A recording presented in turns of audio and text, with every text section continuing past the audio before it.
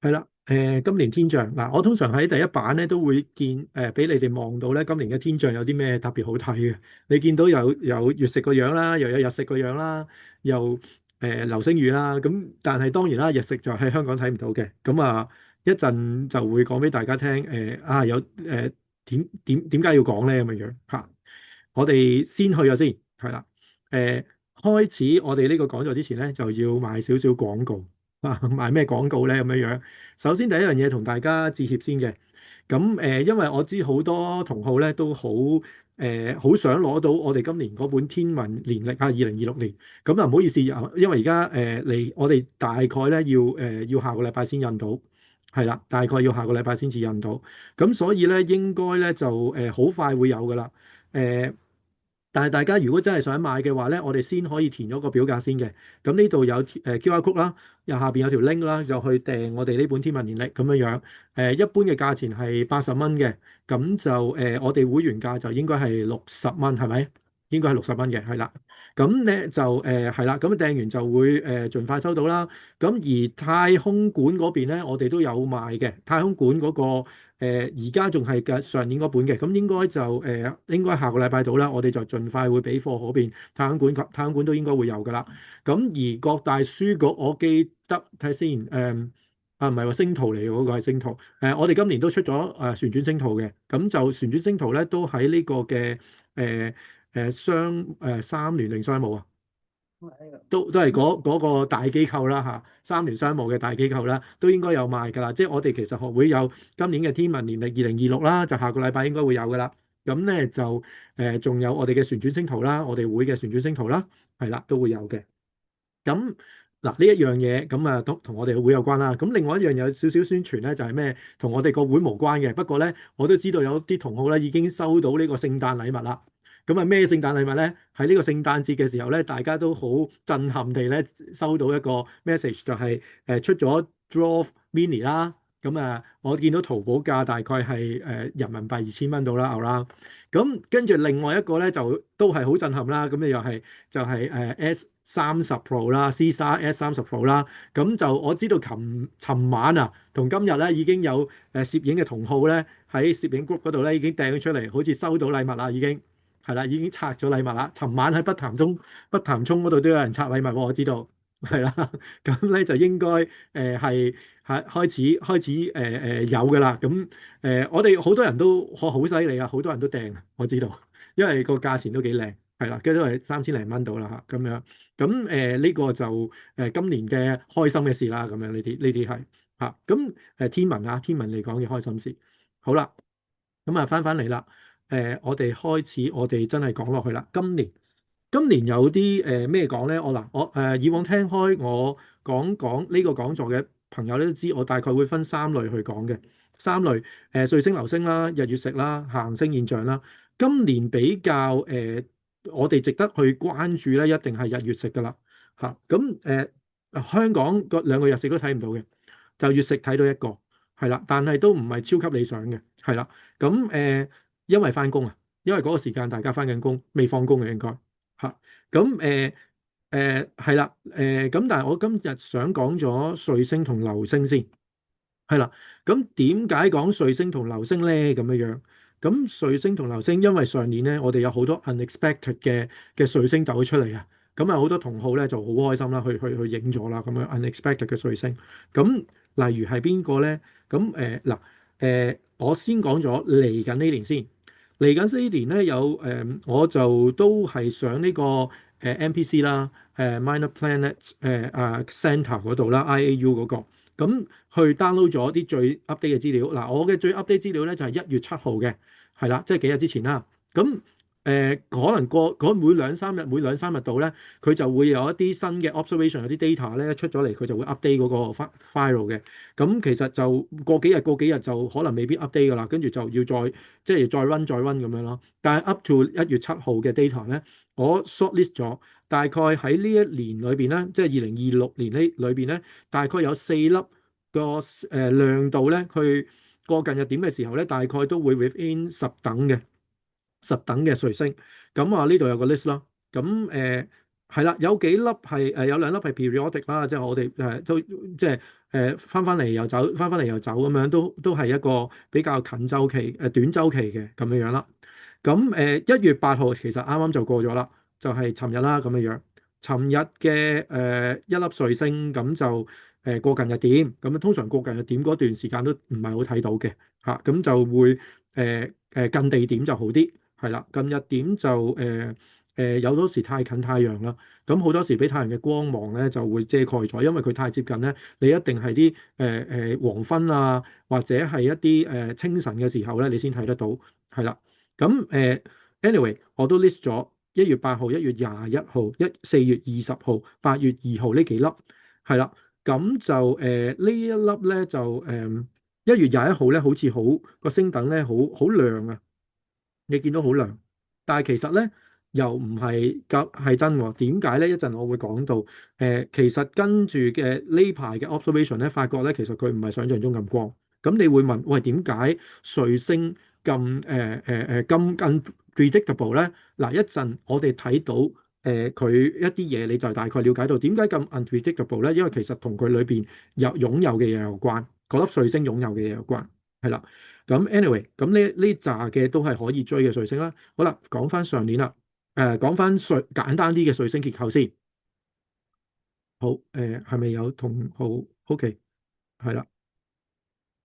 咁咧就係啦，彗星結構最簡單啦。彗星其實係一啲一堆好骯髒嘅雪球啦，即係簡單嚟講，因為好凍咁樣一啲雪球咁樣樣，好但係好佢個 structure 唔係好結構唔係好緊密嘅，唔係好硬嘅，係啦，係好鬆散嘅嗰啲結構。咁但係佢啲雪嚟㗎，雪球嚟㗎嘛，咁嚟到太陽，咁因為太陽嘅引力，佢飛到嚟太陽嘅時候，越近嘅時候咧，其實佢一路行嘅時候咧。越熱佢啦，咁有啲嘢就慢慢係噴出嚟嘅，係啦。咁佢不停喺度流失咗佢嘅物質嘅時候咧，佢會反映太陽嘅光，所以你見到有條塵埃尾叫 dust tail，塵埃尾喺後邊。咁但係再近太陽一啲嘅時候咧，佢就越嚟越熱啊嘛，熱到咧佢會離化咗裏邊嘅物質，嗰個碎核裏邊嘅物質，碎核就 nucleus 啦叫做。咁碎核嘅物質離化咗之後咧，佢就會發光嘅，所以就慢慢咧你就會。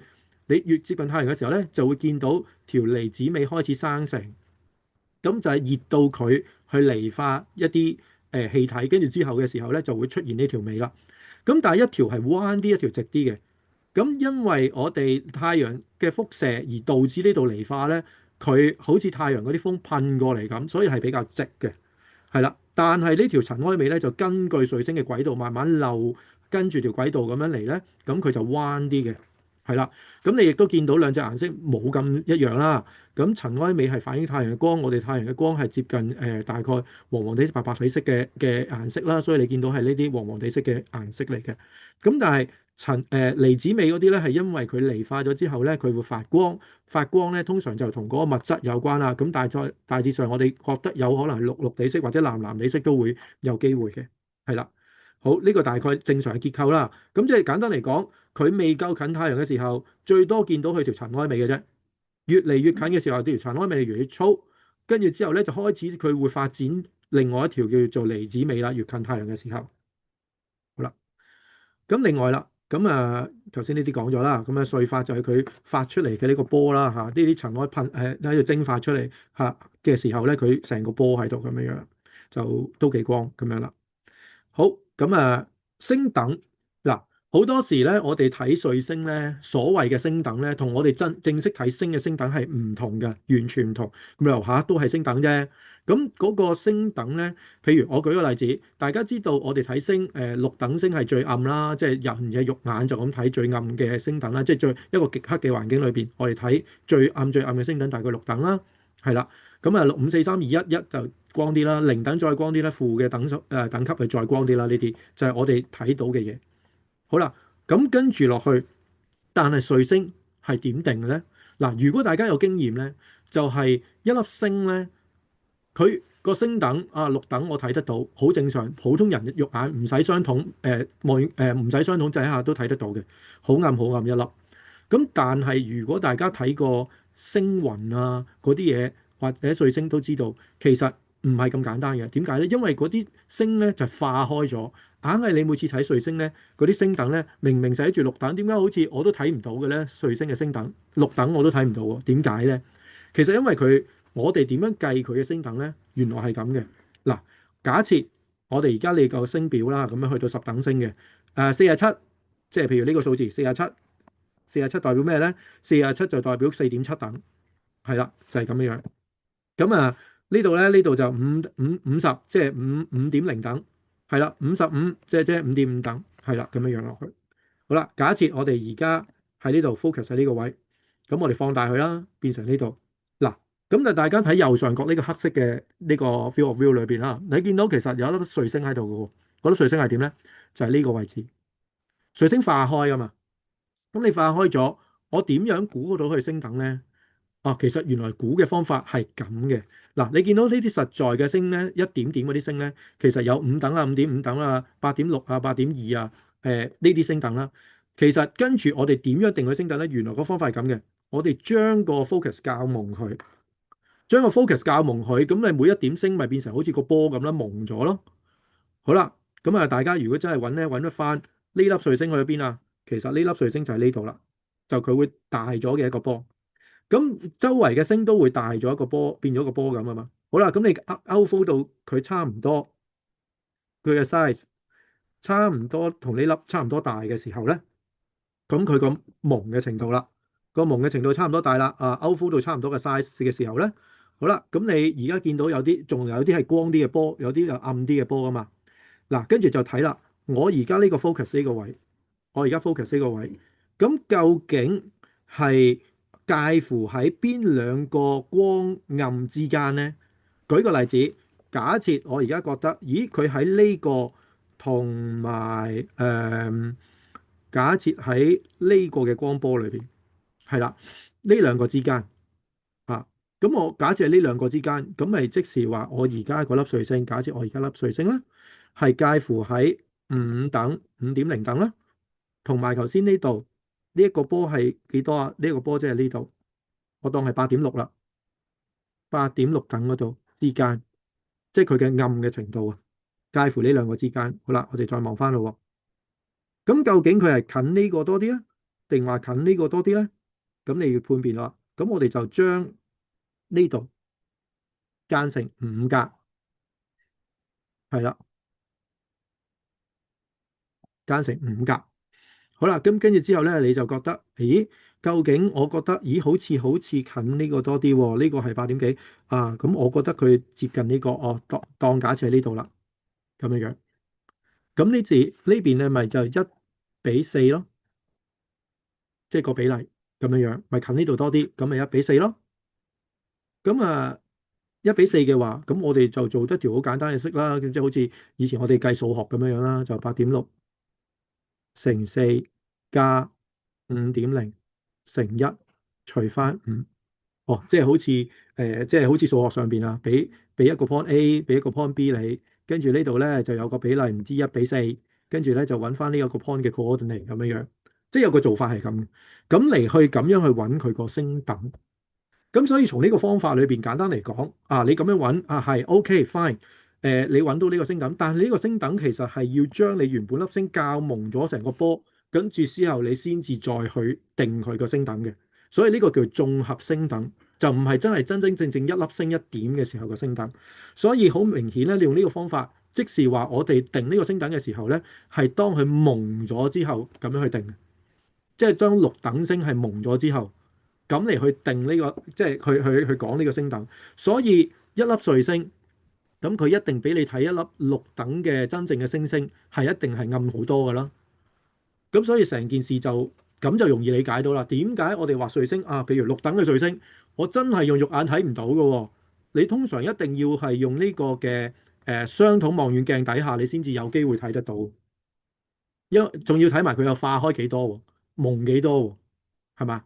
咁所以每粒彗星其實你都唔係話咁好肯定地話到俾人聽，六等嘅彗星或者四等嘅彗星係咪真係睇到？你真係要用個望遠鏡、雙筒望遠鏡或者普通望遠鏡去睇，你先知道究竟你能唔能夠睇到。你大致上啦，大致上有啲人咧就簡單啲嘅，將佢減兩至三等咯。即係譬如你話四等星，咁你咪當佢七等咁睇咯，嚇六等至七等咁樣睇咯。咁就係呢個我哋嘅做法。好啦。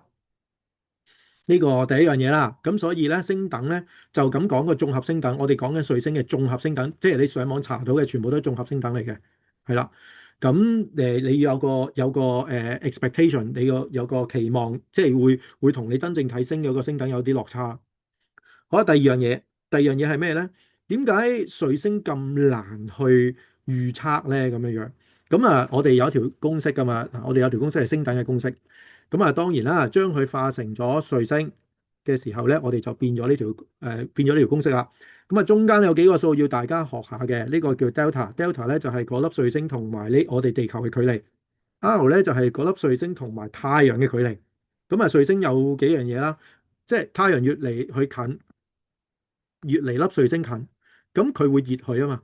熱佢嘅時候，第一佢會反太陽嘅光，我哋喺度，佢會反太陽嘅光，咁我哋睇咧就會睇得光啲啦。佢越近太陽就會越光啦。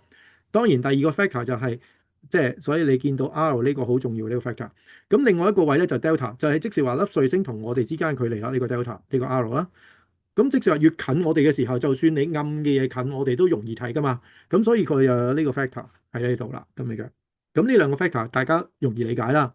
咁但係彗星係咪淨係靠呢兩個 factor 就睇到佢個亮度係幾多咧？佢個 brightness 係幾多咧？啊，就唔係嘅喎，因為好取決於咩咧？每粒彗星就係呢個 H 啦，佢個叫 absolute magnitude。absolute magnitude 係咩咧？同嗰個彗星本身自己有關。例如佢嗰粒彗星佢個密度，佢啲物質。佢究竟嗰啲物質有幾反光咧？佢嘅密度好高喎，佢好實淨嘅喎，咁佢反太陽光咪反得勁啲咯？咁呢個係同佢自己嗰粒彗星嘅本質有關嘅，即係佢究竟佢嘅構成物係啲咩嘢咧？好有關係。呢個 H 係啦。咁嗱，大家記住呢個 H 咧，冇人走咗粒彗星上邊，所以冇人真真正正度到個粒彗星真係有啲咩物質喺裏邊嘅喎，你都係靠估嘅啫喎，記住啊！好多時係靠估㗎。咁所以喺天上面咧，你通常譬如一見到粒彗星嘅時候咧，我哋會有個 expectation，有個數值，可能係10啊、12啊、咁樣20啊咁樣，俾呢個 absolute magnitude，我哋求其定咗俾佢先嘅，即係最基本咁樣。我哋 expect 彗星大致上都係咁噶啦，咁樣樣。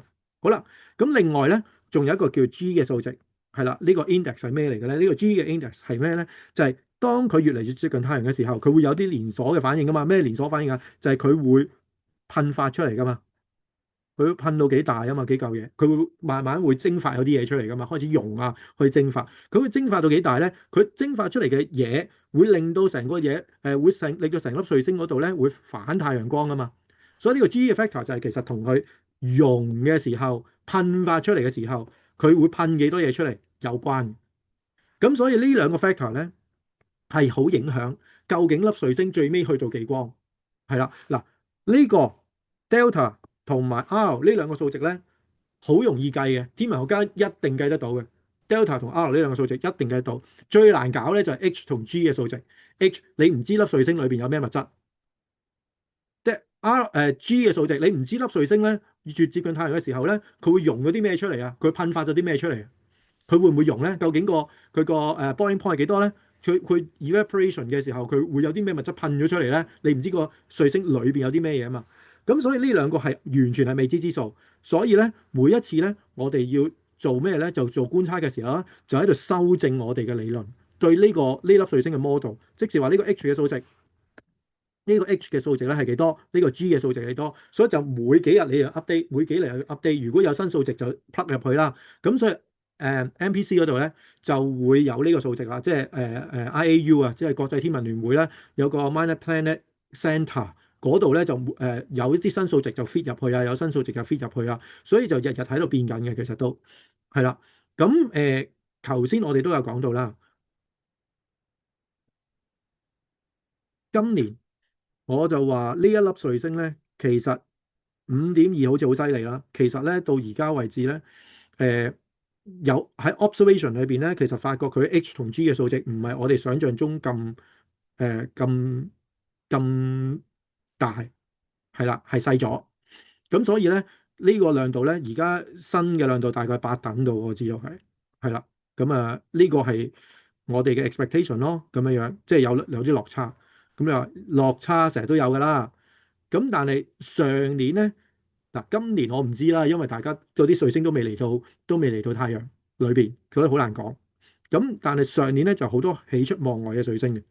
咁啊，上年嘅喜出望外彗星咧係點樣樣咧？喜出望外彗星嗱，其中一粒就係檸檬啦，係啦。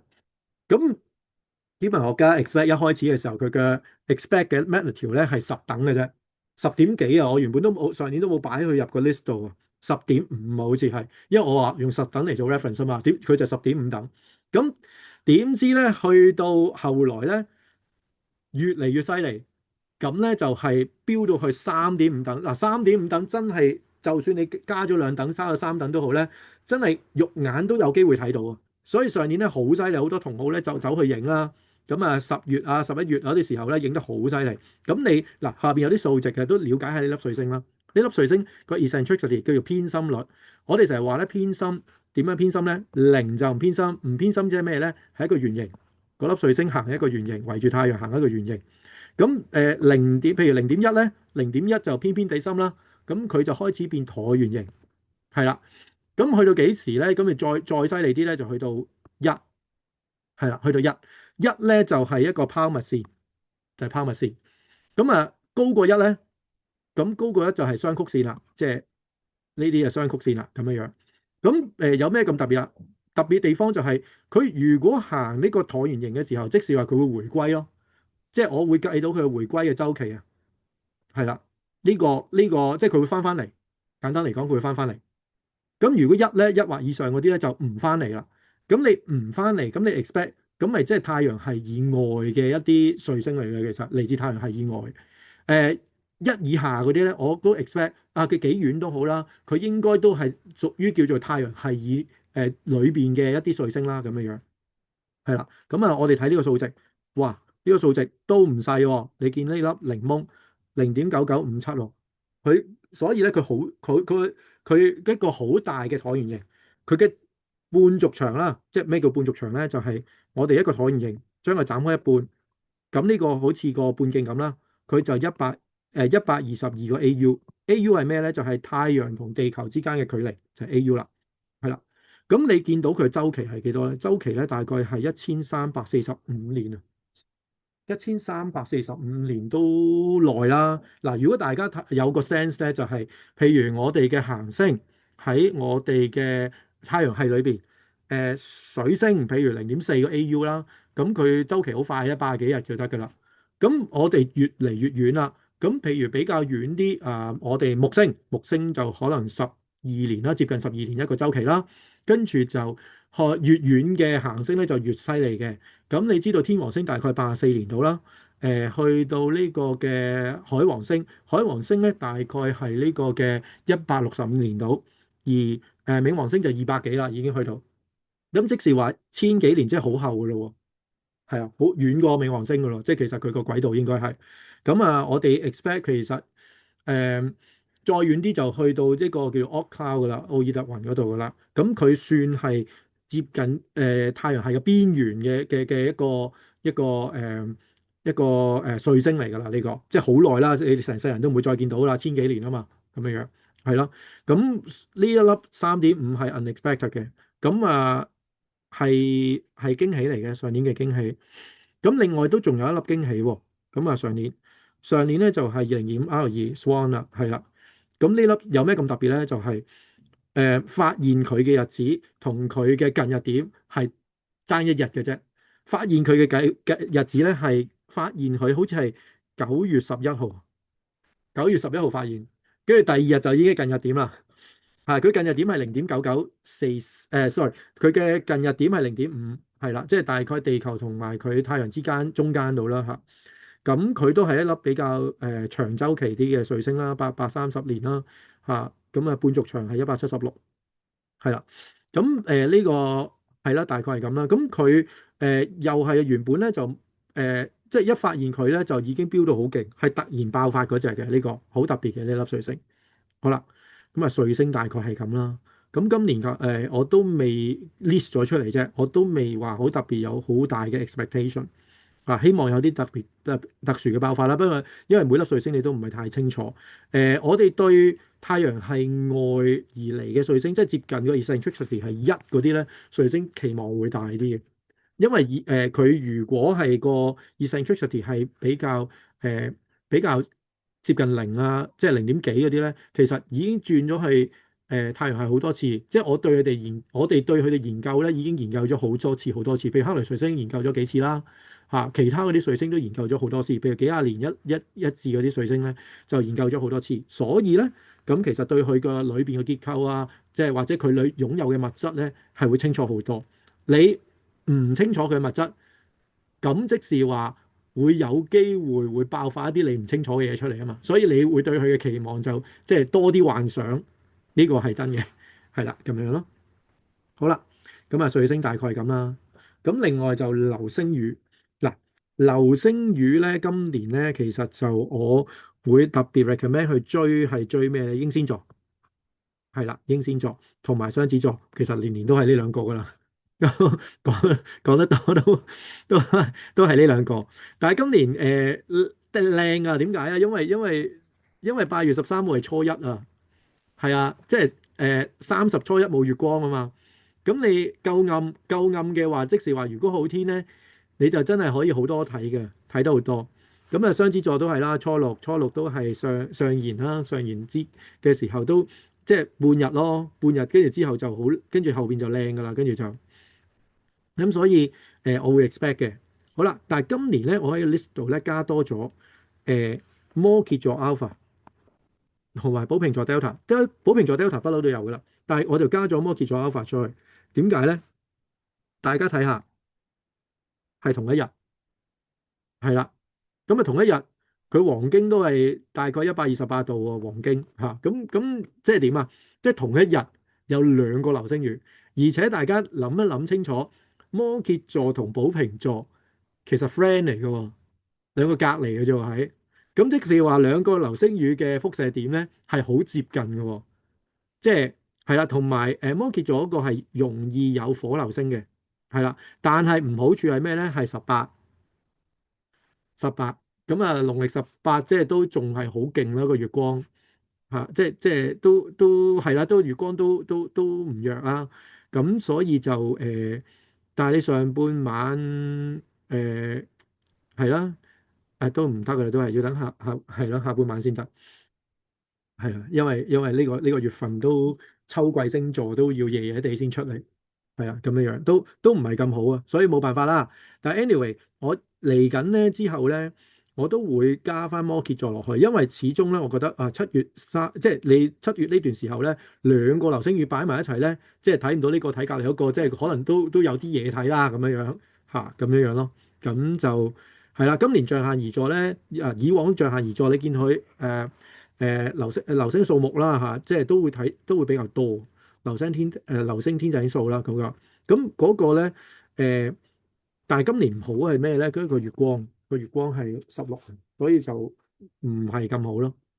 係啦，咁就大致上係咁啦。流星雨，咁流星雨呢啲少少科學嘅啫。流星雨係邊一層咧？咁如果大家知道地球嘅大氣分好多層嘅，呢度就係叫做對流層啦，12 km 到啦，12 km 啊，即係最勁去到14 km 啦。如果去到係啦，咁去到赤道嘅時候就勁啲啦，14 km。咁呢度係咩？全部啲雲啊形成嗰啲咧，因為對流啊嘛，有雲咯，所以就上邊呢節係咩嚟嘅咧？上邊嗰節就叫平流層。平流層通常就係飛機會飛到接近呢一層噶啦，開始去到平流層嘅底部。咁呢度點解？點解你見到啲溫度嗱？其實我哋都知嘅，睇星嘅人都知，因為我哋成日決定上山睇星定喺地下睇星。每上1 km 咧，就大概凍6度到6至7度到。咁2 km 就12度咯。咁你如此類推，譬如去到10 km 嘅時候，哇，咁咪凍咗成60度咯。就算你個地下有成廿度、30度都好啦，你上到去凍咗成50、60度咧，你都好凍噶，即係負50幾度啊嘛，咁啊超凍。好啦，但係去到某一層之後咧，去到平流層咧，個溫度又會再升翻，你會見到再升翻。咁你再升翻咁即是咩意思咧？咁點解無啦啦會升咧？梗係有啲嘢啦。無啦啦嗰個空，即係喺呢一層裏邊有咩咧？原來就係有臭氧。咁臭氧係會吸紫外線，吸紫外線UVC 啊，ABC 裏邊嘅 C，UVA、UVB 同埋 UVC，淨係吸 UVC 啦。咁佢吸完之後，佢就會儲咗啲能量喺嗰度，所以佢個溫度咧其實都唔會係咁低落去咯，佢會升翻。咁跟住之後呢一層啦，咁所以平流層係由於呢個臭氧而導致有個溫度咁樣升翻上去。咁去到越高嘅時候咧，跟住佢個越嚟越稀薄啦，跟住之後就去到另一層，又再開始個溫度又再開始向呢邊跌過啦。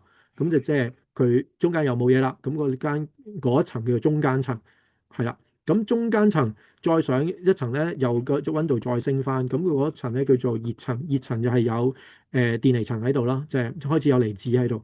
咁佢又係吸能量啦，咁所以導致啲溫度又升啦。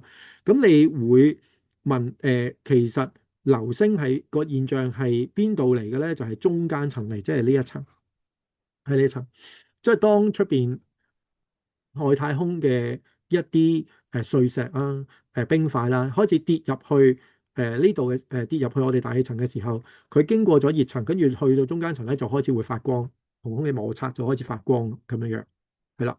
咁呢啲就係我哋 expect 啦，就係流星嘅來源啦。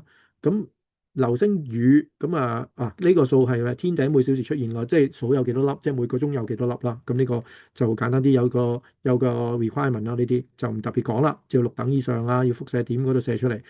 好啦，咁黃經又係咩咧？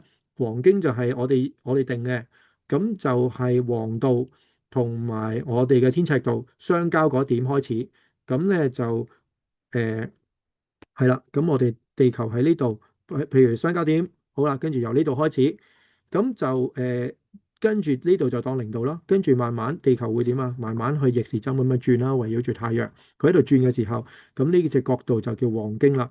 咁簡單嚟講，春分就係由零度開始。咁呢度咧就當然係90度啦，呢度90度，跟住呢度就180度，就秋分啦。秋分之後咧就270度就冬至啦。冬至跟住之後去翻360度咧，又去翻春分。其實成件事就係咁樣定嘅啫。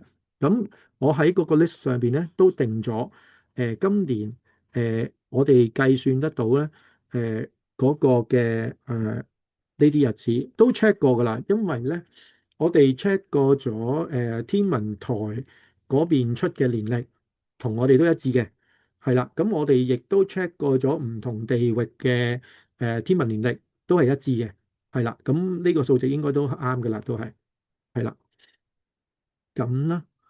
咁跟住好啦，再落去咯喎。咁好啦，咁你會問輻射點，咁即係點樣去理解嗰個輻射點呢一樣嘢咧？咁我哋不如睇下一個3D 嘅一個模擬。其實點解我哋話哇？點解會每年嗰個地球去到嗰度就會有呢個流星雨睇咧？嗱，其實簡單嚟講，每一個流星雨咧，其實都係嚟自一粒彗星或者一個小行星嘅。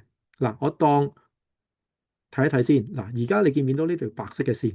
係啦，呢條線啦，其實就係個彗星佢行緊嗰個軌道，有個好大啦，一個好大嘅橢圓形啦。如果你再行遠啲再睇啦，就知道個橢圓形有幾大啦。嗱，見到個橢圓形係幾大？咁佢呢個橢圓形咧，就同我哋嗰個嘅我哋嘅太陽系咧個 plan 咧就唔係同一個平面嘅。你見到嗱，立體啲去咩睇？係啦，唔係同一個平面嚟嘅嚇。咁佢穿過我哋個平面啦。好啦，咁佢一個咁大嘅軌道，佢行過嘅時候咧，其實佢有好多係跌出嚟噶嘛。佢跌咗出嚟嘅嘢去咗邊咧？其實因為重力，太陽嘅重力，佢咧又繼續跟住嗰個軌道咪走咯。其實佢有個慣性噶嘛，佢會跟住原本嗰個軌道行，繼續向前行。呢個大家讀力學嘅時候咧就會知噶啦。即係牛頓力學話俾你聽，如果佢冇其他力差喺身上咧，佢一直向前行。但係佢一直向前行嘅時候咧，亦都受住呢個太陽影響，所以會行一個彎咗嘅一個軌道咁樣樣啦。好啦，咁佢一路行咁，之後呢啲咧就噴咗出嚟嗰啲嘢，佢就一路喺度慢慢喺度轉啦，咁樣樣受住呢個引力，太陽嘅引力喺度轉。所以你見到佢埋到嚟呢度嘅時候咧，其實好多佢噴咗出嚟嘅塵埃喺呢度行嘅。好啦，咁當中而家你見到有好多 planet 喺度圍繞住太陽轉啦，最裏邊紫色嗰個係水星，跟住咧就橙色呢個咧個軌道係金星。咁我哋地球喺邊度啊？地球就係藍色呢條軌道啦。好。藍色呢條軌道。好，咁啊，地球咪圍繞住呢個太陽轉咯，圍繞住呢個太陽轉嘅時候，咁我哋圍繞住太陽轉，轉到去呢一個位，咦？我哋行埋啲先，轉到去呢個位嘅時候，係咪會遇上咗原本呢個彗星行呢條軌道，佢所有嗰啲噴發出嚟嘅嘢，會行緊呢度啊？咁當呢個地球轉到嚟呢一點嘅時候，佢會點啊？佢地球有自己嘅引力噶嘛？地球嘅引力就會將呢啲塵埃吸入嚟我哋嘅大氣層。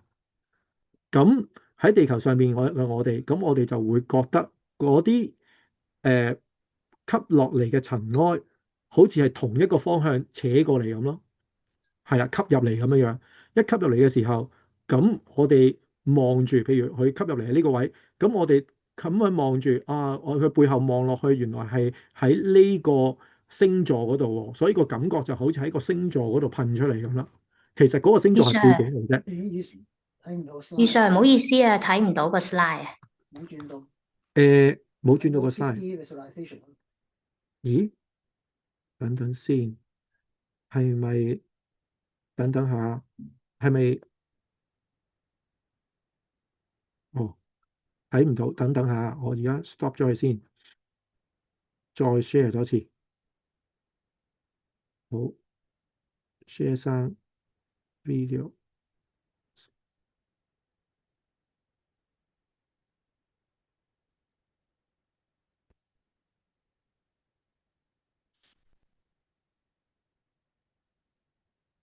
而家睇唔睇到？OK，嗱，我再睇多次吓。嗱，睇翻呢個先，係好縮翻細先。嗱，咁啊望一望白色呢條軌道，就係嗰個彗星嘅軌道，係啦。咁呢度見到彗星嗰條軌道啦，係一個橢圓形嚟㗎啦。咁望係一個橢圓形，咁佢同我哋太陽系個平面咧，其實係唔一致嘅，唔係同一個平面嘅，佢插落去我哋嘅平面度嘅，係啦。OK，好啦，咁我哋走埋啲睇咯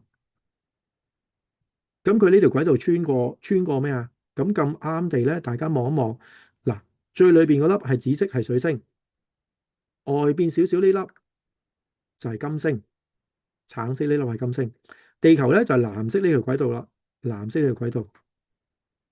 係啦，咁你見到呢度有個交匯處啊嘛，咁即是話彗星其實經過地球嘅軌道嘅，咁每年地球嚟到轉到嚟呢個軌道嘅時候咧，佢就會將呢啲塵埃就吸咗入嚟噶啦，佢就會吸咗入嚟。咁但係喺啲視覺效果上面咧，我哋望出去就望到有好多塵埃跌入嚟，就發咗啲流星嘅光啦。咁但係你望過去嘅時候咧，你會望到後邊嘅，你望到嗰啲跌落嚟嘅塵埃咧係。喺某一個星，好似喺某一個星座，星座其實係個背景嚟噶嘛，個天上面啲星星嗰啲個星座係背景，所以你覺得就喺好似喺嗰個星座度飛入嚟咁樣，就有啲雨打落嚟咁樣，衝入嚟咁樣樣，個情況就有少少咧，你好似你揸車，你衝向前邊啲雨係咁跌落嚟，但係啲雨通常可能打直跌落嚟啦，當係打直跌落嚟嘅時候，但係你架車衝向前嘅時候，你就硬係覺得佢好似某一個方向飛，係咁飛過嚟咁樣樣。咁呢個就好似雨咁打落嚟，所以叫流星雨啦咁樣樣。成個情況就係咁樣樣。每年去到呢個位，咁嗰就會將啲塵埃吸入嚟，就會跌入去我哋大氣裏邊嘅中間層，跟住就開始發光，就係咁啦。咁但係唔係粒粒都一定會發到綠等嘅光上邊噶嘛？你要發光，第一要夠快，你個摩擦力要夠強，即係你要好快啦，嗰粒流星係啦。咁你吸入嚟嘅時候，佢係咪咁快咧？咁多唔多咧？第二，你嗰粒塵埃可能要大粒嘅，如果唔係你燒兩下就冇晒，咁就發啲啲光，跟住就已經燒冇咗啦，係咪？咁所以咧，其實都要好講呢啲情況咯。咁所以流星雨都係 not predictable 嘅，即係好似落雨咁樣，係啊，predict 唔到嘅，係啦，咁樣樣。好，咁大致上係咁啦，呢個好啦，咁我哋傳統啦就係嗰幾個啦，咁樣樣。咁如果想了解多啲咧，其實可以翻去睇嗱，呢度佢係嚟自邊粒彗星啊？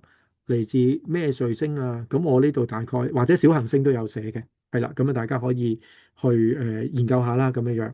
咁輻射點我都有啦，輻射點係即係譬如佢係英仙座。咁呢個輻射點都喺英仙座裏邊啦。如果唔係，佢唔叫英仙座流星雨噶啦。呢個輻射點嗰個赤經赤位係啦，咁啊可以容易揾得翻個輻射點喺邊度，咁啊可以容易 predict 嘅。好啦，咁記住咯，今年都係英仙座為主啦。雙子座啦，係啊，雙子座同英仙座都係一個好值得去睇嘅流星雨嚟嘅，係啦。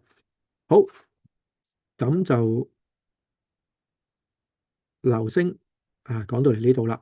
咁歲星流星大概都講咗。咁但係今年嘅重頭戲咩咧？重頭戲係日月食。咁就月食，哇！月食咧就有兩個，有一個睇唔到嘅，因為點解咧？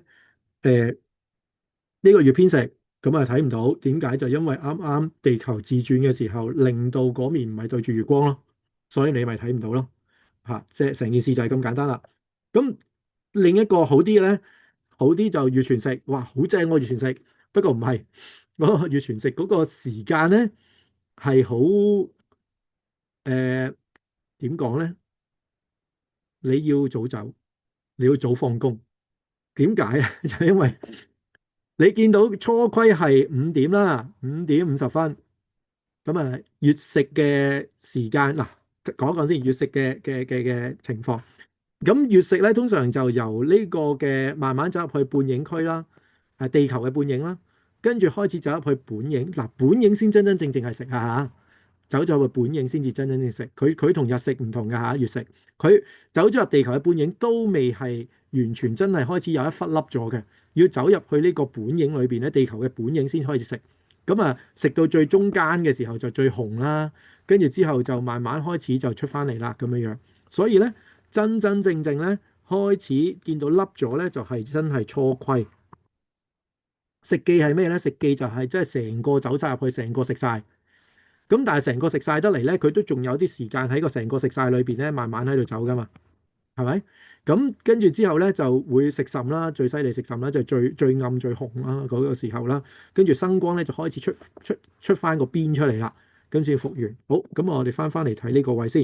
嗱，3月3號係星期二嚟嘅，星期二係啦。咁星期二就15啦，一定係呢啲時間噶啦。咁係農曆啦嚇，農曆15、16噶啦，通常都係。咁初虧係5、6點，咁跟住之後月出咧，月出係6點22分，即係初虧之後咧開始凹咗咧，個月亮開始凹咗咧，你係未見到住嘅，要去到6點22分先至真真正正月出。嗱，月出係喺水平線，你記住，月出係水平線。通常我哋要去到幾時先睇到咧？譬如月出係呢度啦，咁月出水平線咁樣慢慢走上嚟啦。咁走上嚟，我哋話一個鐘頭大概係呢個嘅大概15度啊嘛。15度0至15度咧，其實都好朦㗎。香港嚟講係好難睇嘅，其實。咁你話一個鐘，或者係去到成7點22分，我先至去到呢個15度，係啊。所以食記食甚咧嗰個時間咧係好，即係可能啱啱睇到開始嗱，即是話7點04分就已經開始食記啦嘛，即係成個食晒，即係開始紅啦，紅晒啦開始。咁去到呢半個鐘之內，呢半個鐘之內係紅晒。跟住去到新光咧就係8點04分，都有啲時間睇嘅，即係話大概喺呢段距離度啦。我預咁其實成個月食紅色嘅月食咧係會大家觀察到嘅，係啦。咁但係呢個時間星期二嘅呢個時間，大家做緊啲咩事咧？可能都同你個老闆喺度戰鬥緊喎，應該。即係我諗大家有開緊會啊，或者可能就嚟放工啊嗰啲時候咯。咁所以咧，大家要 plan 定啊，即係諗計啊呢樣嘢嚇。即係會唔會放半晝啦，跟住去影下，又或者去出去睇下咁樣樣咧？又或者如果要上夜晚堂嗰啲朋友就慘啲啦，即係可能7點鐘上堂或者7點半上堂啊嘛，啱啱食甚嘅時候就上堂啦。咁要諗計咯，你其實就係啦。咁我哋叫呢個月出大食啦，因為就佢一月出嘅時候已經食緊啦，因為咁就呢個位咧，我想花少少時間去講下呢一個本影半影啊。呢個好多時咧，人唔係咁清楚嗱。呢個咧，呢個我上年都有講嘅呢張相咧，就係太空館有個展品，我覺得好正嘅。太空館有個展品喺地底嗰層，喺一個鏡嘅世界裏邊。鏡嘅世界裏邊咧，唔知行到最尾咧，有一個展品咧，我諗好多人都唔係好理嘅，就係點咧？有個投影機，有個投影機，跟住咧佢就有三隻顏色。就紅綠藍，跟住就影，跟住你個人走埋去咧，佢就會有啲唔同嘅影走出嚟啦，好多個顏色嘅影，跟住好似好得意咁樣嘅，細路仔好中意睇啦。跟住但係睇一睇之後，跟住走咗去。咁但係咧，我咧就覺得，咦呢個展品咧攞嚟 illustrate 咧，究竟本影同半影個月食咧係非常之好嘅呢個係點解咧咁樣樣？嗱，咁我哋首先講少少呢度顏色嘅三原色先。顏色嘅三原色就係 RGB。咁啊，我有同好多學生講嘅時候咧，佢都以為紅藍黃，咁就原來唔係，係紅綠藍。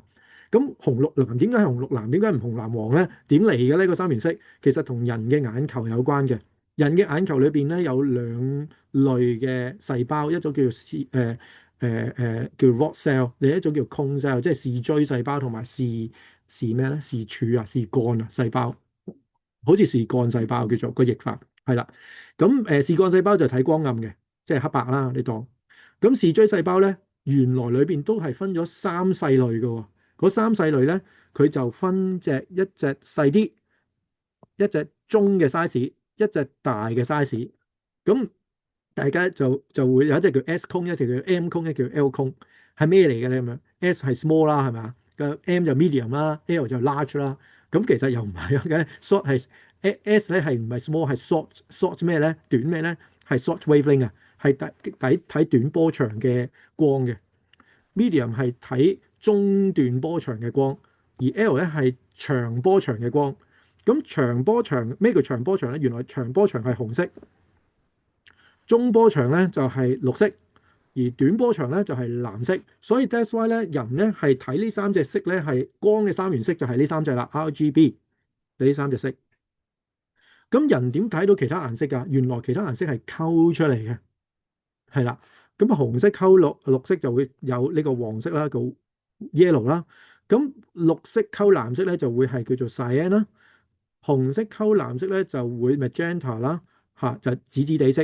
咁 cyan 就叫做青色啦。咁三隻色有齊晒咧，叫做 white 啦，嚇即係白色。咁乜嘢係黑色咧？黑色就三隻色都冇，就叫黑色。冇顏色就叫黑色。所以嚴格上嚟講，黑色唔係顏色嚟嘅，佢乜色都冇，冇色就叫做黑色啦。咁樣樣。咁嗱好啦，咁點解會講呢一樣嘢會容易 illustrate 頭先嗰樣嘢咧？係咁嘅。誒，我當呢個有三個燈膽 RGB 啦，有三個。咁我就成日講呢個圖畫，太陽點樣射落去地球做到呢個半影半影啊？跟住之後啲月光點樣走入嚟咧？嗱，我當呢度係藍色先，當呢度係綠色，當呢度係紅色。好啦，咁紅色射落嚟，佢 block 住晒喎，俾呢度 block 住晒喎。咁即使話呢一節地方，我唔攞到咁遠先，我攞呢一個地方，OK？呢一節地方咧，其實係睇唔到紅色嘅影，OK？睇唔到紅色嘅。好啦，咁啊，假設我而家畫多兩條線落去啦，呢度呢條線，再畫多條線喺呢條線。好啦，咁啊，中間呢節又 block 住喎，咁即是話呢節係頭呢一節係睇唔到紅色。呢節係睇唔到紅色，又睇唔到綠色。中間呢節睇唔到紅色，睇唔到綠色，睇唔到藍色。咁右邊呢節呢？最右邊呢節就睇唔到藍色。呢一節呢，就睇唔到藍色，又睇唔到綠色。好啦，嗱，人係咁嘅，減數好難去理解。我哋調翻轉，咩叫睇唔到藍色？睇唔到藍色但係即是話綠色嘅光係能夠射到落嚟嘅，紅色嘅光係能夠射到落嚟嘅。咁即是話睇唔到藍色嘅意思，即是話睇得到紅，睇得到綠，睇得到紅，睇得到綠，紅同綠加埋係咩？就係黃色啦。所以大家可以 focus 下呢一度，見唔見到呢一忽係黃色啊？好啦，咁頭先話中間呢一忽咧，睇唔到藍，睇唔到綠，咁即係睇到咩？睇唔到藍，睇唔到綠，即係睇到紅啦，即係可以睇到紅色。所以你見到呢忽就紅色啦。好啦，咁中間呢一忽咧，睇唔到藍，睇唔到紅，睇唔到綠，乜嘢顏色都冇，所以你咪黑色咯。好啦，跟住再落呢一忽咧，睇唔到紅，睇唔到綠，但係即係睇到藍咯，所以呢一忽咪藍色咯。好啦，咁最尾咧呢一忽咧，呢一忽係睇唔到紅色，睇唔到紅色，即是睇到藍，睇到綠，所以呢一節咪青色咯，cyan咯，就係呢個同呢個嘅混合啦。好啦，咁從呢一個現象，我其實想 illustrate 啲咩咧？就係話俾大家聽，原來本影同半影走咗出嚟，你係會即是話我喺呢度咧係睇到有兩點，呢度係睇到兩點嘅光，睇到中間同最右邊嘅光，呢度咧就睇到一點嘅光，就淨係睇到最右手邊嘅光，呢度就乜光都睇唔到。係啦，呢度又睇到一點嘅光。如果呢個即係個太陽得三點啊，呢度係睇到兩點嘅光。好啦，咁即係點啊？咁點解月食會佢慢慢入半影嘅時候，其實入半影嘅時候即係點解？入半影嘅時候，即是話睇到仲有啲就有啲點嘅光可以照到落個月亮度咯。所以個月亮唔會無啦啦有一忽俾人食咗嘅。你幾時先開始俾人食咧？真係個月亮走到入嚟咧，佢真係照唔到呢一忽啦，成忽咧任何顏色都照唔到啦，任何點嘅太陽嘅點咧，嗰啲顏色都照唔到上去咧，佢先至真係開始食嘅。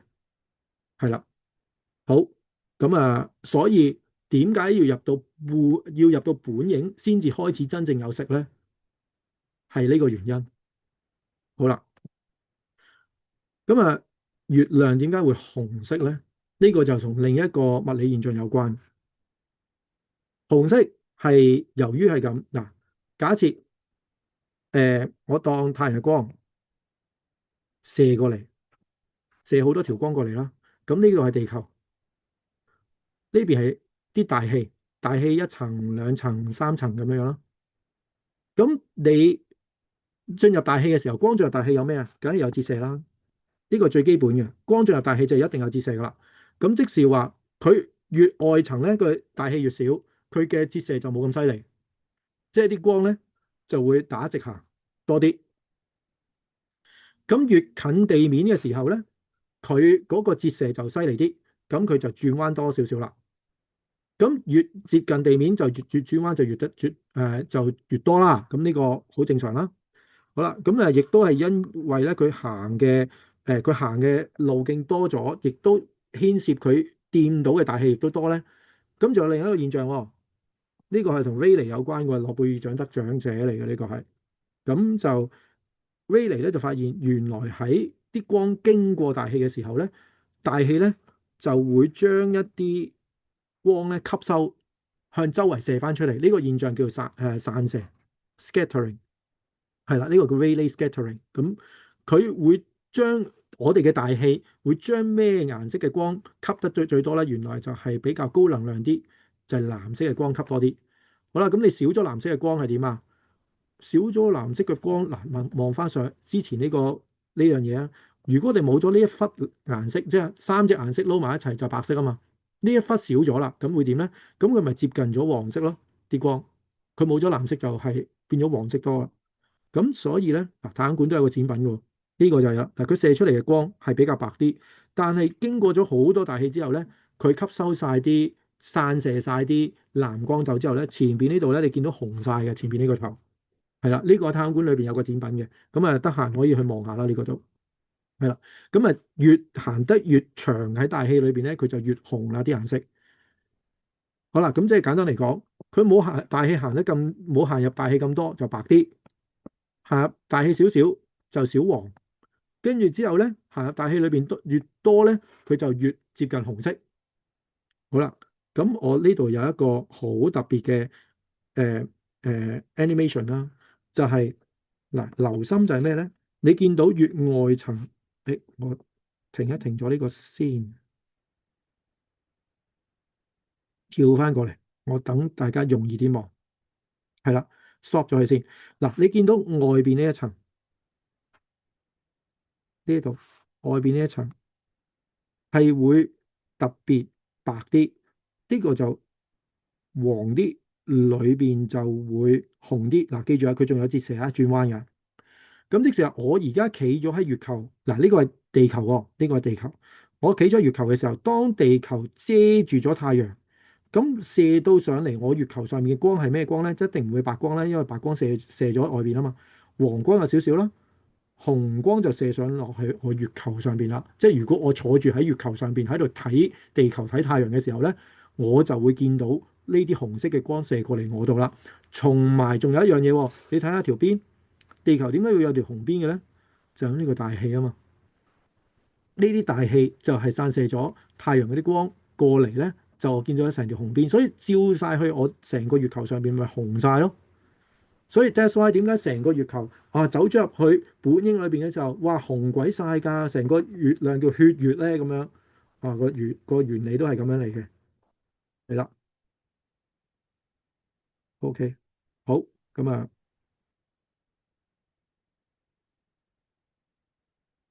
好，再落下一層啦。嗱，呢個係用 Stellarium 去模擬嘅，模擬翻當日情況會係點？嗱，東邊喺東邊啦，3月3號大概幾多點鐘咧？大概係7點35分嘅時候，係啦，食甚噶啦已經。咁個月亮大概呢度度咯，10度20度之間咯，即係15、16度到啦呢個位。咁係難睇啲噶，你要揾個東邊係開陽啲嘅地方嚟去睇佢咯。係啦，就會睇到啦。咁呢個3月3號嗱，好近個3月3號，2個月之後就係啦。係啦，咁啊呢個大家可以 plan 下啦。好，咁就另一個位啦。另一個位咧就係今年嘅日食。嗱，好唔好彩地，兩個日食都睇唔到。啊，日環食咁睇唔到啦，日全食都睇唔到。不過大家留心，呢個係暑假，個假期靚嘅，個假期靚咧，咁即是話大家係香港人喺呢啲假期係有能力外出嘅，係啦。咁又有能力外出，咁你會即刻會問，喂，咁去邊度睇好啊？咁梗係去個正嘅地方啦。去個咩正嘅地方咧？咁去北極唔好，去北極唔好。點解唔好咧？就話俾你聽，加陵蘭，加陵蘭 OK 喎，晴天女好喎，都唔好。一陣話俾大家聽點解。跟住冰島，冰島千祈唔好，千祈點解千祈唔好咧？嗱，雖然我唔能夠100%肯定，但係冰島嘅晴天率咧係80%都係陰天嘅，係啦。另外最尾一個就西班牙，嗱，西班牙都唔係正晒㗎嚇。咁要 plan 嘅。咁我而家就想用呢一個講座裏邊同大家 plan 一 plan 去日食，因為呢個假期咧，大家都會去，有機會會睇啊。咁點解都會睇咧？因為除咗睇日食之外咧，如果大家記得咧，流星雨咧，英仙座咪8月13號嘅。你嗰晚睇完，你嗰晚睇完日食，即係睇完日食之後嗰晚就可以睇流星雨啦。係啦，同埋西班牙嘅緯度係40幾度啊嘛，係北緯40幾度。我哋 suggest 個位北緯40幾度啦。咁上邊咧北緯40幾度咧，我睇過英仙座個輻射點咧，喺個天上面都好高啊。咁都係好正啊，各位。咁所以咧係一個好值得去 plan 嘅 trip 嚟嘅。當然啦，我哋香港天文學會咧都已經搞咗呢個咧，我哋已經報晒名啦。呢個日食團係啦，咁我哋嘅暑假出發嘅日食團，咁我哋 plan 咗噶啦都。咁呢個團就已經報 full 咗，跟住再加咗 quota 噶啦，已經係啦。咁嗱，如果今年唔得唔緊要，因為我可以同大家講，呢一個2026年咧都唔係最正嘅日食，因為2027年先係好正嘅日食。27同埋28都係好正嘅日食，咁咧，所以大家好值得去 plan 嘅，因為27年就會喺呢個嘅埃及嘅樂蜀，係啦，28年咧就會喺澳洲喎，哇！26、27、28咧，簡直係呢個3年咧裏邊咧都好正嘅日食嘅正喺邊咧？正喺暑假，大家有得 plan 有得去，仲有今次嘅西班牙咧，雖然得分零鐘，其實你都唔想 miss 咗啲最正嘅日食噶嘛，所以我今次咧西班牙通常攞嚟做預演嘅啲人預習啊，係啦，佢唔係最正，我哋講多次佢唔係最正，但係好多人會攞嚟做預習咯。咁好啦，嗱我哋先啊睇翻呢個圖啦，咁啊真係去 plan 下咯喎。咁啊西班牙日食有咩好 plan 咧？咁你見到嗱日食咧就有日食帶、全食帶同埋有偏食帶嗰啲嘅，係啦。咁日食全食帶就喺呢條藍色呢度。由呢度穿過嚟呢度，嗱睇呢個圖咧好難睇嘅，因為睇球體啊嘛，大家都唔慣嘅睇地圖，咁要將呢個球體嘅圖 map 翻落去真正嘅地圖度咧，你先容易睇嘅。咁我哋 map 翻去一般我哋平時睇嘅地圖啦，咁即係呢條日食帶咧就由呢度開始出發，跟住兜個圈嚟到呢度。咁你睇呢度嘅時候，即係點玩啊？呢個係咩嚟㗎？綠色嘅地方就係格陵蘭啦。好啦，呢度就冰島。咁呢邊咧，呢邊咪英國嗰度咯嚇，跟住呢邊咧，呢邊係咩嚟㗎？呢邊下邊呢邊葡萄牙，呢個就西班牙啦，即係呢邊就西班牙啦。OK，咁啊，大家見到，咦係喎，嗰條日食帶真係經過呢個格陵蘭，經過冰島，經過呢個西班牙，跟住最尾咧，仲要去到西班牙出邊有個島嶼啊，島嶼正啦咁樣樣，但係好慘啊，因為個時間咧，一陣你睇下你知㗎啦。咁去呢度嘅，好啦。咁但係有咩咁特別嘅地方咧？原來格陵蘭呢度咧，你我哋求其格陵蘭揾一個地方咧，日食嗰條帶啊飛過嚟咧。嗱，我不如我去呢個嘅Wikipedia 俾大家望一望，有咩咁特別嘅地方嚇？Wikipedia，我跳一跳過去先，Wikipedia 啦。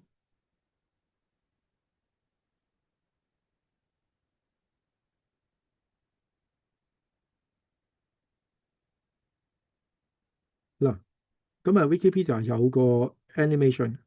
見唔見到嗱？未出嚟嗰點黑色呢點就係日全食嗰個位啦。咁你見到佢由呢度一標出嚟，一擠出嚟，跟住就經過呢度，跟住嚟到呢個島仔冰島，跟住再去西班牙呢邊嗱，好快啊！走得好快，跟住就嚟到呢度。佢比較走得慢少少咧，大概喺西班牙臨尾咧呢度停留得耐少少。如果你計一點啦，嗱呢度有 list 嘅。格陵蘭呢度咧，大概個 duration 咧係得16秒嘅啫。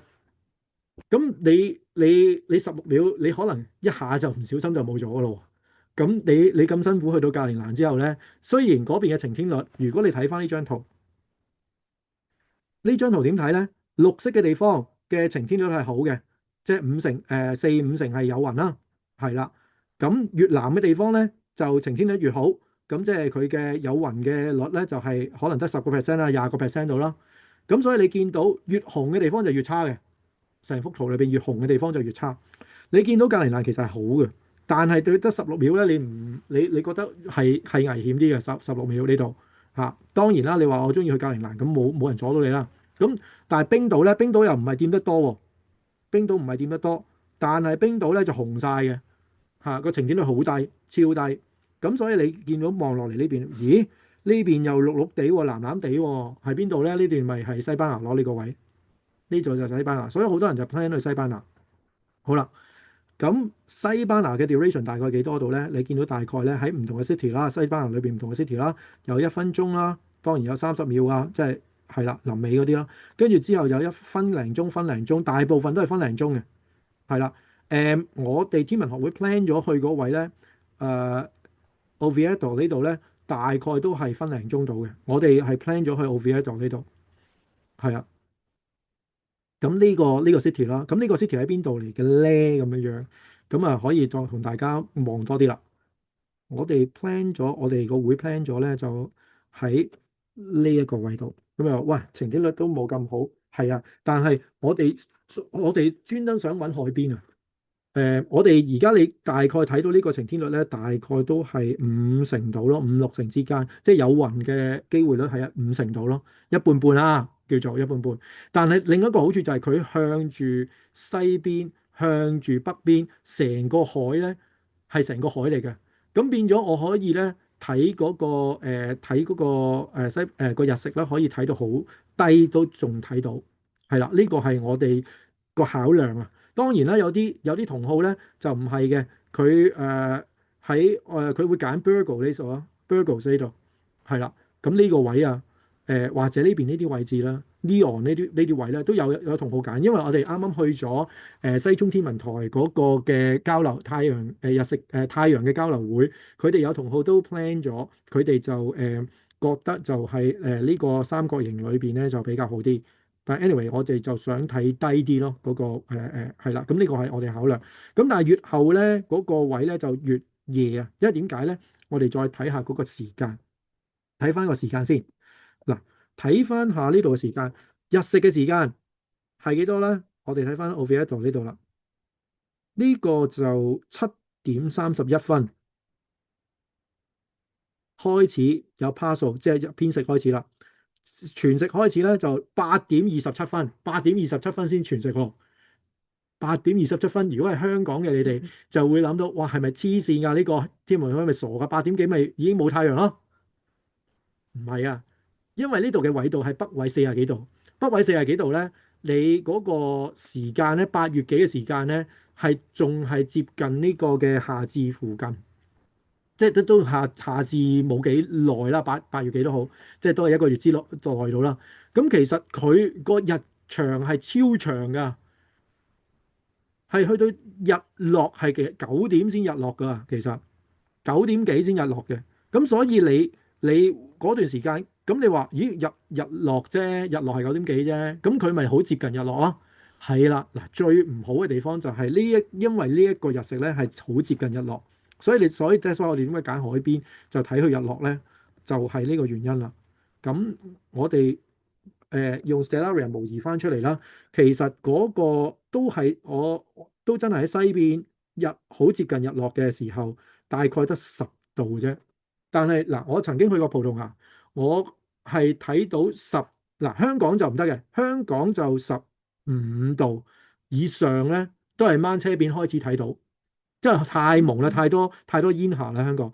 但係咧，我記得去葡萄牙嘅時候咧，之前我去葡萄牙經驗啦。就去到10度，接近10度都已經睇得到啦。開始，我上次睇月食嘅都係啦，喺葡萄牙睇月食係啦，咁就都係接近10度到已經出到嚟㗎啦。咁所以我今次對西班牙呢邊咧係有期望嘅，都係即係都會希望會睇得到啦咁樣樣。咁我哋就希望成團人都不負所望啦，希望睇得到啦。當然啦，都係呢一次。其實係為咗2027年同埋2028年嘅日食咧，係鋪路嘅。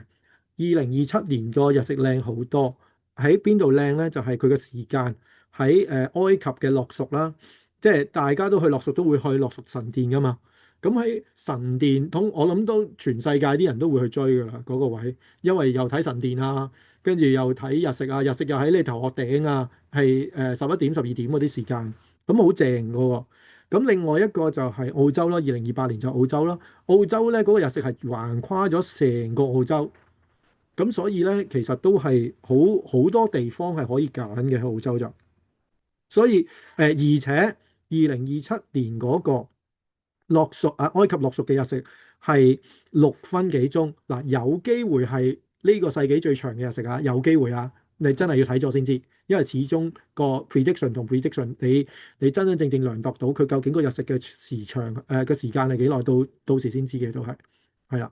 咁呢個就係我哋嘅expectation 咯，用呢一次去練習咯，跟住因為你唔係咁多日食可以練到噶嘛，咁你咪練下，跟住之後就 plan 27年同埋28年嘅日食咯，係啦，咁啊順手去遊覽下西班牙，8月幾號未翻學啊？未翻學啊？仲有時間啦，睇完，跟住嗰晚仲可以睇埋流星雨喎，流星雨好正喎，因為係英仙座流星雨喎，咁晚。同埋西班牙嘅緯度好高喎，40幾度喎，你英仙座嗰個輻射點都好高喎，即係成晚一睇完，你諗下記住喎，8點幾日落，9點幾日落，9點幾日落完之後，其實已經係睇星，我哋平時睇星嘅時間嚟噶咯喎，9點10點已經睇星時間嚟噶咯喎，跟住已經一冇咗太陽就已經係睇緊我哋平時睇星噶咯喎，係即刻超正咯，順便睇埋星咯，睇完日落就睇星咯，係啊，睇完日食睇日落，睇完日落睇星，係咪好？即係呢個即係香港人最有效嘅方法嚟噶嘛？去 plan 一個 trip，乜嘢都做晒，係 OK 嘅喎，我覺得。啊，大家趁手啊！因為點解我哋 plan 得咁早咧？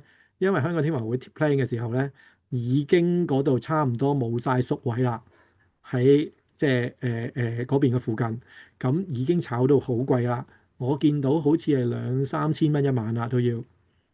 即係係啊，2、3千蚊一晚啊，應該係啊，呢個即係我見到啦。如果你行遠啲嘅，梗係好啲啦。行遠啲就冇咁貴咯，咁樣咯。2、3千蚊港紙係啦。咁當你喺香港去過迪士尼都差唔多啦，一晚係啦，都 OK 嘅嚇。咁啊 plan 下啦。好，跟住就日當頭，咁每年都話日當頭，咁覺得啊，我個影冇咯咁樣樣。咁我每年都會講少少啦。日當頭，日當頭就呢個時間，我晏晝，但日當頭咪晏晝嗰日嘅晏晝12點咯。咁但係對於香港嚟講唔係12點嘅。咁點解咧？咁樣樣有幾件事我通常都會日當頭嘅時候都會講。我唔講嗰個 Tropic of Cancer 同 Capricorn 啦，今年。咁我就講下日當頭嗱。其實咧，我哋計時咧，我哋計緊係東經120度嗰條線嚟嘅正白係呢條線，但係香港嘅緯度咧，香港係北緯22.3度，東經114.2度，係啦。咁我哋係未到120嘅，未到120，即是點啊？即是我哋定佢晏晝12點係用120嗰條線啊嘛。咁我哋要點樣先至去到120啊？即係我哋即係120喺邊度啊？嗱，東經呢度就係114.2嗰條線啦，即係天文台呢個位啦，嗰個0號測量站啦，嗰個位啦，係啦，仲有一條線就喺呢度啦。咁120我當喺東邊呢度啦，東邊120呢度就係呢一個啦，咁樣樣。咁即係呢度係12點，正12點。sorry，正12點就係講緊呢度。咁但係我哋嘅天文台未碌到去呢個位啊嘛。咁我哋係咪要多啲時間先至可以碌到呢個位？咁要多幾多時間啊？咁你咪諗一諗咯。地球嘅自轉1個鐘頭轉幾多度咧？嗱，一日就轉360度，用24小時，咁即是每一個鐘就轉15度啦。OK，咁所以你就計翻啦，一個鐘頭就轉15度。咁其實我哋呢度由呢度轉過去相差幾多度啊？你咪將120度係啦，減去114.2度咯。跟住之後除翻15度乘翻60，大概係23分鐘。23分鐘，所以正確嚟講，我日當頭應該係12點23分，12點23分。咁啊，應該正確係咁嘅喎，係啊，應該正確係咁。不過我哋呢度係仲未計 count 另外一件事。另外 count 咩事咧？嗱，呢個係香港應該12點23分就過中天啦，個太陽。咁但係咧，呢個世界冇咁簡單嘅。呢個世界點解冇咁簡單咧？因為呢個世界咧，我哋地球咧圍繞住太陽轉咧，唔係一個正圓形，係啦。咁有時轉快啲，有時就行快啲，有時行慢啲嘅。我哋其實係一個橢圓形嚟噶嘛，越近太陽就越行得快，越遠太陽咧就越行得慢。係啦，咁啊呢件事由邊個發現嘅咧？就開普勒發現嘅，Kepler's law 啊嘛，其中一條就係話，哦原來佢越近太陽嘅時候咧，佢越行得慢啲啦。咁啊越行得遠太陽嘅時候咧，sorry，越行太陽嘅近嘅時候就越行得快啦。呢度就行得慢咗啦。咁就話，喂，個地球行得快咗慢咗有咩影響啊？個地球行得快咗慢咗，咪即時個太陽行得快咗慢咗咯。調翻轉喺個天上邊，佢行快咗行慢咗喎。OK，咁佢行快咗行慢咗，就會造成有個現象，就會褪遲啲過中天，或者褪早啲過中天啦，就會有呢個現象走出嚟啦。好啦，咁呢個就係咁最簡單嘅解釋啦。如果唔係，你要諗好耐㗎啦。咁就好啦。咁就第二件事咧就會話哦，因為咧我哋地球咧又唔係打直旋轉嘅喎，我哋斜咗嗰條地軸，斜咗。咁斜咗旋轉有乜嘢咁特別啊？咁樣樣。斜咗地軸旋轉就會令到有另一個現象出嚟嘅，就係個太陽又會行快行慢嘅。咁你話嗱，呢個複雜好多嘅，咁要解釋咧就辛苦好多啦。咁最主要就係我如果用地球做中心，即是話個太陽有時會好咁樣圍繞地球轉啦。我當地球唔喐啊，但係實際上係地球圍繞住太陽轉啊。有時咧，太陽就係圍繞住呢度呢個地方轉啦，即係春分秋分嘅時候啦。跟住有時咧，太陽咧又係遠啲啦，咁嚟轉啦，即係呢個係冬至嘅時候啦，即係佢就會喺呢度不停喺度 oscillate 嚟嘅，係啦，即係由春分去到夏至，跟住秋分、冬至，跟住周而復始咁樣樣，係啦。咁令到你旋轉嘅時候咧，其實佢會走咗條軌跡出嚟，嗰條叫黃道，係啦，嗰條黃道。咁呢條黃道咧就會令到太陽行嘅有時會快，有時會慢。咁呢一個係會嗱，主要我唔特別講落去啦，因為其實真係有啲複雜嘅，要拆開啲 component 嚟睇嘅。咁就會經過即係會出現呢個現象，就有時快，有時慢。咁呢個係咩咧？呢個就春分，呢個就夏至，呢個就秋分，同埋呢個冬至。咁啊，會造成呢個咁嘅現象。咁頭先又話，有時佢轉橢圓形，有時快，有時慢，呢個 factor。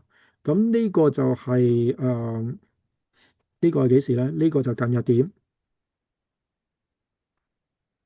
呢個就遠日點。咁啊，造成呢個 period 啦。咁兩者撈埋咗一齊咧，頭先近日點同遠日點，跟住春分、夏至，咁啊藍色條線同紅色嘅條線個 effect 加埋一齊咧，就會造成一個黑色嘅一條線啦。即係兩個疊加咗啲嘢疊加到嘅，疊加完之後咧，造成黑色呢條線，呢個叫做地球嘅 equation of time，係啦，就地球嘅 equation of time。咁呢個地球嘅 equation of time 就會造成咩現象咧？就會造成有一個均時差，即係點啊？太陽已經每年咧就係冬至夏至啊嗰啲會向上向下戳啦，咁佢有時就行快啲，有時行慢啲，跟住所以佢就會褪前啲或者褪慢啲，咁會造成咗有時個太陽會出現早啲，有時出現慢啲，咁喺一年裏邊係有個週期嘅，係啦，周而復始嘅週期，跟住之後就會因為佢上啲落啲上啲落啲。咁但係你又向上向下兩個 motion 咧夾埋一齊咧，就會造成呢個效果啦。咁呢一樣叫 analemma 係個日行積。咁好多時候呢個好多時攝影嘅人都會做嘅，就係話我喺每一日同一個時間影個太陽一次，大概我當你每一日都係11點就影個太陽一次，你影足一年咧，你就會影到呢個八字出嚟噶啦。因為個太陽會早咗或者遲咗去到嗰個位置，佢又會向上向下喐嘅，咁就會造成一個現象。咁啊，同樣地啦，咁頭先你話呢啲咁樣嘅嘢，唔同嘅行星會有唔同嘅。舉個例子，頭先話你呢個近日點同埋遠日點啊嘛，咁火星嘅近日點同遠日點更加唔同啦，因為火星佢呢度同呢度嘅距離都唔同啦，因為佢嘅 eccentricity 唔同，而火星佢嘅 angle 亦都唔同啦，佢嘅斜度都唔同啦，所以你做成呢幾個位出嚟咧，都係有唔同嘅喎，又有。好啦，咁所以咧，每一個行星有佢哋自己獨特嘅 equation of time。咁所以出嚟咧，如果大家有機會啊，第日啊嚇去火星，咁啊到時影相嘅時候咧，每一日影一個相咧，咁出嚟嗰個形狀都會同地球上邊係唔同嘅啊，咁啊知道下啦咁樣樣呢一樣嘢。咁啊，所以日當頭咧，其實要睇埋呢一個 effect 嘅，即係幾時會褪前咗、褪後咗。嗰個前咗後咗咧，我哋睇呢條線就係話六月三號，六月三號大概呢個位度啦，呢度對到出嚟係負3啊負2啦，呢度負2，所以佢要減2分鐘，所以1、2、2、3就減2，所以就變咗21啦。咁跟住七月咧，七月九號咧就呢度，七月九號呢度啦，咁啊對出嚟啦，大概咧係6分鐘，係啦，所以1、2、2、3咧就加6就係29啦，就係呢個咁樣走出嚟啦，咁樣樣，即係大致上點解會有呢啲事，即係褪一褪咗，咁啊知道下就得啦。好，咁啊呢兩個都講咗啦，咁啊最尾行星現象。今年行星現象咧，哇，犀利！因為今晚就係啦，木星衝。今日22啊，下半晚先有月亮啊。木星都 OK 啦，-2.69嗰個視直徑係46.6，即係係咪係咪勁大？又未去到最大嘅衝，但係咧都算係大嘅衝嚟㗎啦，都係啦，即係都接近50.1啦，即係最盡去到50.1啦，即係佢即係大概30角秒去到50角秒，你都接近50角秒啦。其實都算唔錯㗎啦。所以如果有興趣，今晚可以出嚟睇咯。啊，我哋宣傳下先，我哋今晚幾多點啊？7點半至到10點半，即係3個鐘啦。喺邊度？觀塘海濱。邊節先？觀塘海濱邊節？係。係啦，嗱，蘇文一陣 send 個地圖出嚟啊，咁大家就可以望一望。我哋今晚會喺觀塘海濱啦，嚇，咁就係啦，就睇啦，咁就睇木星啦。咁今晚都仲係星期六啊嘛，聽日仲可以放假噶嘛，即係可以睇夜啲都冇所謂嘅。咁係啦，咁今晚可以睇下咯。咁就海王星啊、土星啊、天王星就後啲啦。咁啊，每年都有噶啦。咁但係今年就冇火星啦，火星要下年啦。咁跟住係咯，咁就要再等多年先有啦。咁好啦，咁衝就只不過係成一條直線啦。咁啊，太陽、地球同埋嗰個 planet 咁就衝啦。因為我哋咁樣比較近啲，所以就睇佢大啲。我哋中意咁樣計算周期唔計啦，我直情列個表俾你睇嗰個稀有嘅程度。火星每2年1次，2年1次。嗱，呢個公轉周期圍繞住太陽轉啊。咁但係我講呢度計咗出嚟咧，係每逢幾耐到佢會再見呢個現象一次，係啦，咁樣樣。咁即係2.1年啦。金星嗰啲就年零到啦，所以今年見唔到就下年噶啦。咁啊，水星就好會1年就3次添，0.3年就一次。咁後邊去到木星每年都會差唔多一次啦，不過褪後啲啲咯，褪後啲啲咯。咁天王星、海王星都係褪1年1次到啦。咁好啦，咁啊木星簡單，就今年記住喺雙子座，見到雙子座就見到木星噶啦。因為佢係歲星啊，個名叫歲星。歲星就係即是話每年我嚟數歲數嘅，每年就走一個生肖，或者每年走一個星座，係啦。咁就所以我嚟數歲數就，所以 that's why 點解佢叫歲星咯，係啦。每年走一個星座，今年係雙子座，咁下年就巨蟹座噶咯喎，咁啊今年26年係雙子座，記住就得噶啦。見到雙子就見到佢。咁另外咧，土星啊，土星叫震星啦，點解叫震星咧？就我哋有句説話叫做歲震一宿，咁即係宿係咩宿咧？就28宿或者叫28宿啦，即係月亮每一晚停留嘅住宿嘅地方就叫做宿啦，或者叫宿啦，係啦。咁啊，所以有28星宿啦，28星宿啦，係啦。咁今年佢喺雙魚座，雙魚座上年都係雙魚座噶啦，今年都係雙魚座。大概你預佢1、2年到一個星座度咯，差唔多係啦，2年零到一個星座係啊。咁今年有咩特別啊？嗱，上年咧個土星咧就係一條線啊嘛，土星環係因為你個視覺效果咧，你望埋去都係一條線。今年唔係啦，今年負7點幾啦，咁即係開始睇到個碟啦，已經又睇翻個碟啦。咁有啲人中意睇碟嘅，有啲人又特別有啲人中意睇嗰個碟消失啫嘛。上年就有啲人睇消失，咁今年就個碟又出翻嚟啦，開始係啦。咁就天王星金牛座，天王星係金牛座，今年金牛座要成7年到先轉一個星座嘅，所以呢幾年都係金牛座噶啦。海王星就雙魚座，呢個仲大鑊，呢個就160幾年先至周期，所以你12、13啊，12、1310幾年先至一個星座嘅，所以呢段時間都係你繼續雙魚座，雙魚座嗱。不過你見到呢個雙魚座，跟住你見到呢度又雙魚座，即是話睇到土星就睇到海王星噶咯，係啦。咁所以咧。誒，咁仲有喎，金牛座離去都唔係好遠嘅喎，因為你中間隔咗個白羊座啫嘛。咁所以其實今年咧係會容易可以見到土星啦、天王星啦、海王星咧係一齊嘅喎。如果咁啱夾埋個火星咧，就仲正。咁就即是話幾粒星都喺埋一齊。嗱，有㗎，係幾時咧？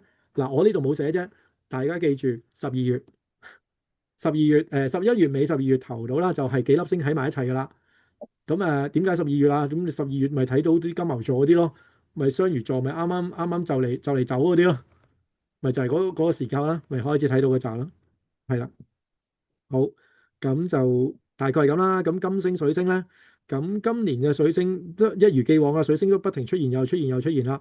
金星咧就東大距啦，咁金星東大距，咁有咩咁特別咧？嗱，其實我哋由西大距，跟住金星圍繞住太陽，跟住有 full face 啦，即係嚟到呢度就好似滿月咁啦，full face，跟住嚟到東大距，今年就睇到東大距之後就開始有好似殘月咁出現噶啦，咁樣樣。咁即係下年我哋 expect 下年就西大距咯，大概係咁啦。